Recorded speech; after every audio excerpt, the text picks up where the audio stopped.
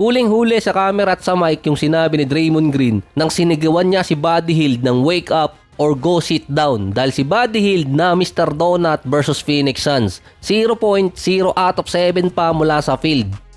Buti na lang nakakuha si Buddy Hield ng isang assist at isang steal. Base din kay Draymond, wala naman siya magagawa kung nahuli na siya sa mic. Yung sinabi niya kasi kay Buddy Hield ay bilang leader lang at hinahanap niya kung saang part pwede niyang magising yung dating Buddy Hield na kinuha nila.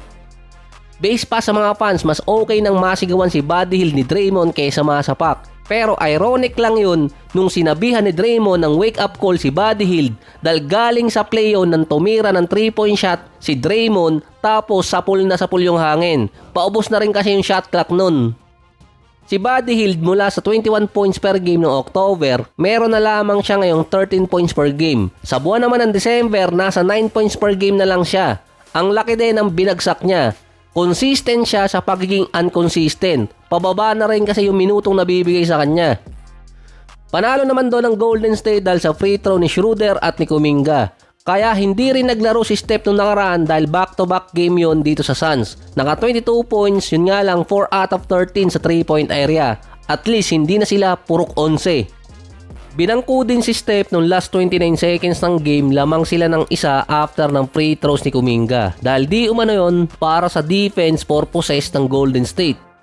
At hindi pa rin sila nagkakalayo ni Kevin Durant ngayon sa standing. 34 points at 9 rebounds naman para kay Kuminga. Samantalang sa Suns, si Kevin Durant 31 points, si Bradley Beal nasa 28. 3-7 pa ang Suns sa last 10 games. Bigla din silang bumagsak mula top ng West hanggang sa number 11 ngayon. Mukhang hindi na head coach yung problema ng Sacramento after matanggal ni Coach Mike Brown. Ang binalikan ng mga fans doon si DeMar DeRozan dahil 2 coach of the year na ang natanggal sa team na pinaglalaroan niya. Nakakalimutan ko yung coach dati ng Raptors, tapos ngayon si Mike Brown ng Kings.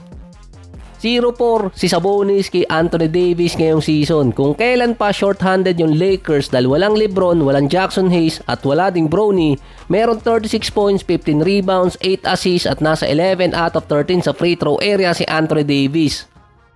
Si Hachimura naman nasa 21 points, si Reeves 26 points at 16 assists.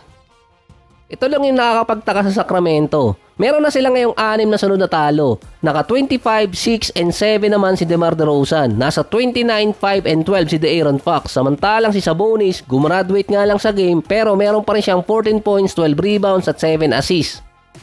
Sila kasi yung team na balance yung scoring pero natatalo. Meron silang 4 hanggang 5 player ang naka-double digit sa game pero nalalaglag pa rin sila sa laro. Katulad na lang sa Lakers, merong 5 players ang Sacramento na naka-double digit. Sa Lakers, meron ding 5.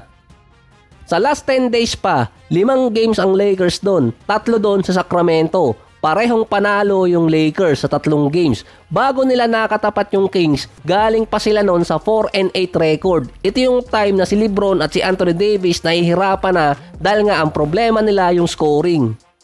Pagdating ng Sacramento games, parang naging isa sa best offensive team yung Lakers. Naging feeder yung Sacramento sa LA. Kumbaga sa ML, pinataba ng Kings yung Lakers. Mula sa number 8 sa standing, naging number 5 ngayon ng Lakers. Nakapondo tuloy sila ng panalo sa standing.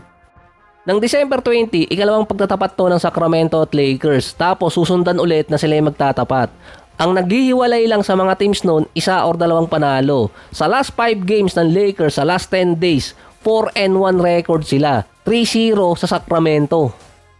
Ang isa talaga sa problema noon ng Sacramento ay defense. Kung maghahanap sila ng kapalit ni Coach Mike Brown, ang isang pwede doon na ilagay si Frank Vogel.